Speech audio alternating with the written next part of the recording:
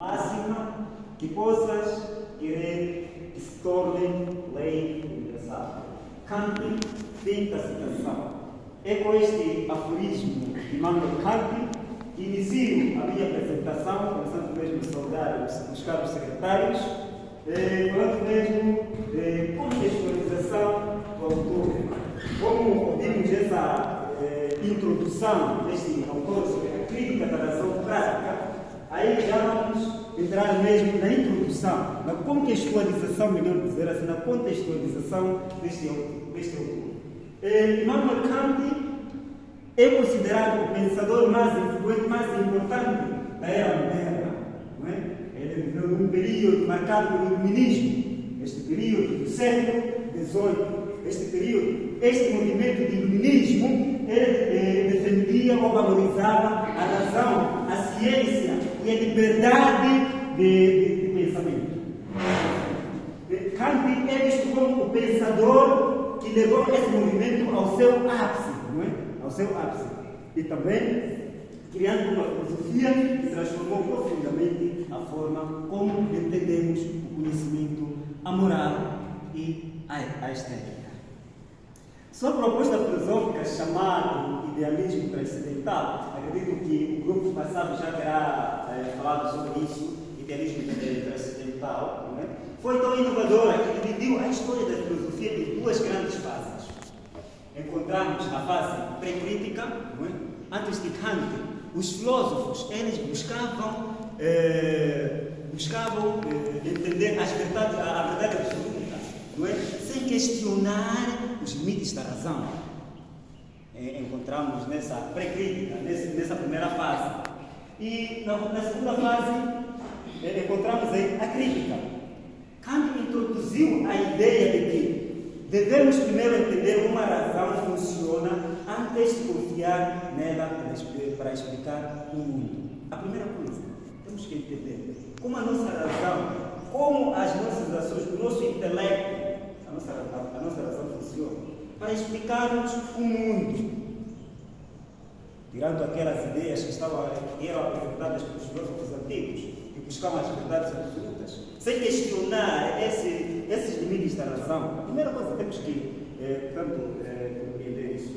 E também, ele influenciou profundamente o chamado idealismo alemão. O idealismo alemão é uma doutrina filosófica que buscava, ou que explicava a realidade e que era notada da mente humana. Esse idealismo alemão. Encontramos aí, influenciou diferentes filósofos inspirados por pensadores como Nietzsche, né? É necessário escrever para que todos nós estejamos no mesmo lugar, no mesmo pensamento. Encontramos aqui o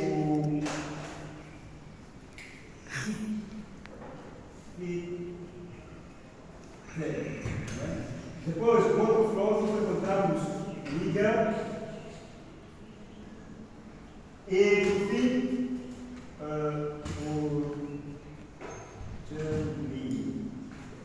então, essa teoria de idealismo alemão foi desenvolvida por estes filósofos. Depois, encontramos as duas grandes questões feitas neste contexto do autor sobre a filosofia kantiana. A primeira questão era sobre o problema do conhecimento. Como é que nós devemos conhecer o mundo? Esta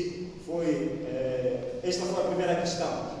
Kant queria saber como é possível conhecer algo com certeza. Portanto, na sua época, a matemática e a física eram disciplinas ou ciências vistas como exatas e confiáveis. E Kant se admirava com essas ciências, se admirava com a matemática, com a física, mas ele percebeu que elas funcionavam de forma diferente da metafísica. A metafísica, aquela que questionava, ou aquela que procurava o estudo do ser, o estudo da existência de Deus. Por ali encontramos também, então ele traz uma pergunta, ou coloca uma pergunta sobre o conhecimento. como é possível o conhecimento universal e necessário como o da matemática, se tudo o que conhecemos vem da experiência? Como é possível? Se tudo o que conhecemos vem da experiência, como é possível nós vamos ter o conhecimento universal? Então, ele traz uma resposta.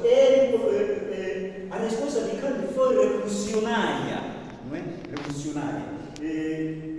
Dizer que o conhecimento não vem só da experiência, mas também da estrutura da mente humana. Não é?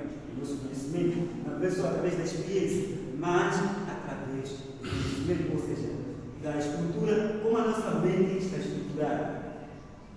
Ou seja, não recebemos informações do mundo, nós também organizamos essas informações como categorias mentais.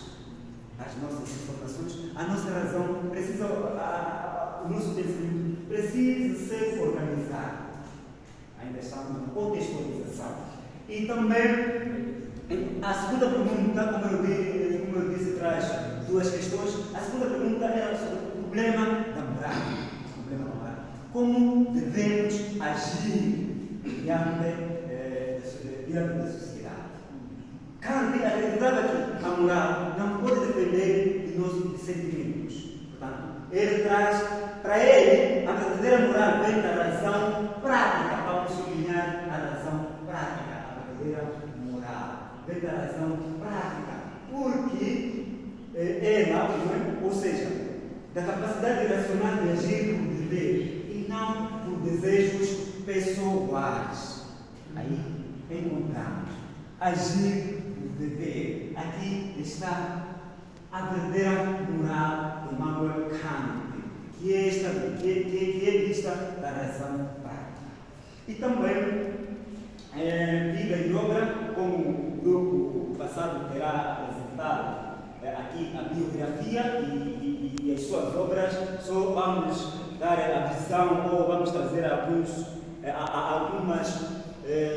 descobertas, alguns pontos mais importantes da sua vida e das suas obras. Kant nasceu em 22 de abril de 1724 a 1804 e depois era foi o quarto filho de 9 irmãos, entre 9 irmãos, de um modesto artesão que trabalhava e fabricava celas. Os seus 6 irmãos, eles foram mortos.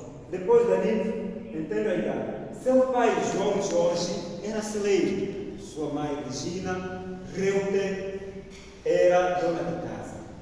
Kant estudou no colégio Friedrichshafen, na Universidade de Königsberg, onde tornou-se professor da letrada.